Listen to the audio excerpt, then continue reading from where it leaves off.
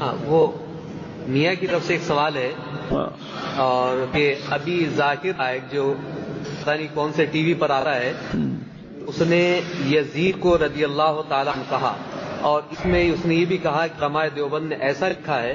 اس سلسلے میں وضاحت فرما دے تاکہ ہمارے سب سنی بھائیوں کو معلوم ہو جائے کہ ذاکر نائک کس طرح کا خلنائک ہے.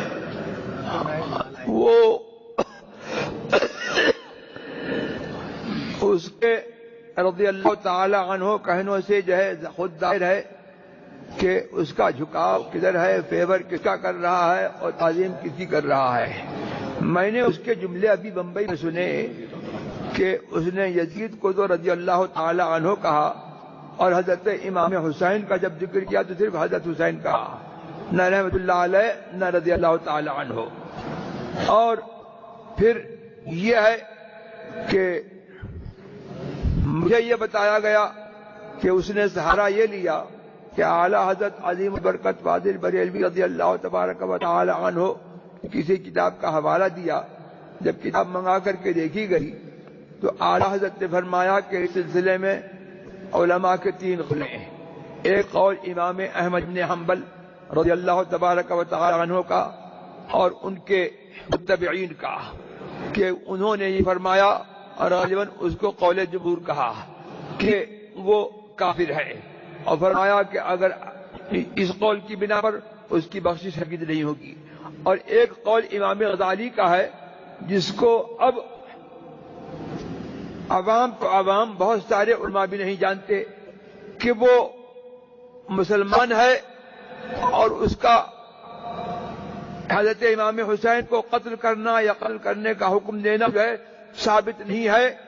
تو فرمایا کہ کتنا ہی عذاب ہو لیکن مال کار یہ ہے کہ وہ جنت پہ جائے گا. لیکن اس قول کو بہت سارے علماء بھی اس سے واقف نہیں ہیں، عوام تو جانتے ہی نہیں اس کو.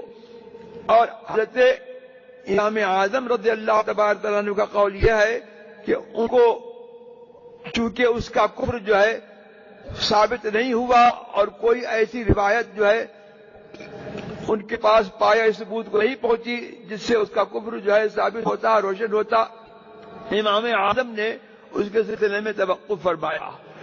اب ذاکر نائک صاحب جو ہے وہابی جو ہے، اصل میں جو ہے جو نجد کے وہابی ہیں وہ اپنے آپ کو حنبلی کہتے ہیں، اور جو ہندوستان کے جو وہابی ہیں وہ بٹے ہوئے ہیں. کچھ جو اپنے آپ کو سلفی کہتے ہیں وہ انہی سعودیوں کے نہج پر ہیں، تو ان کو بھی یہ لازم ہے کہ وہ اپنے آپ کو حنبلی کہیں. اور کچھ وہ ہیں جو وہابیت کے عقائد تو رکھتے ہیں لیکن اپنے حنفی کہتے ہیں. تو ذاکر نائک نے اپنے حنبلی ہونے کی یا حنفی ہونے کی تو لاز رکھی ہوتی. اگر وہ حنبلی ہے تو اس بنا پر جو ہے حضرت امام احمد بن حنبل کے مذہب پر جو ہے اس کو جو ہے کافر مانتا، اور اگر وہ حنفی ہے، حنفی کا حنفیت دعویٰ ہے تو سکوت کرتا.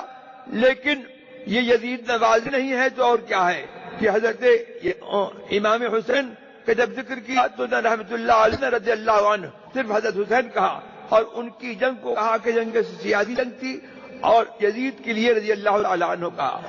تو وہ جیسا شخص ہوتا ہے ویسا ہی وہ جو ہے اس کا حکم ہوتا ہے، وہ یزید نواز ہے.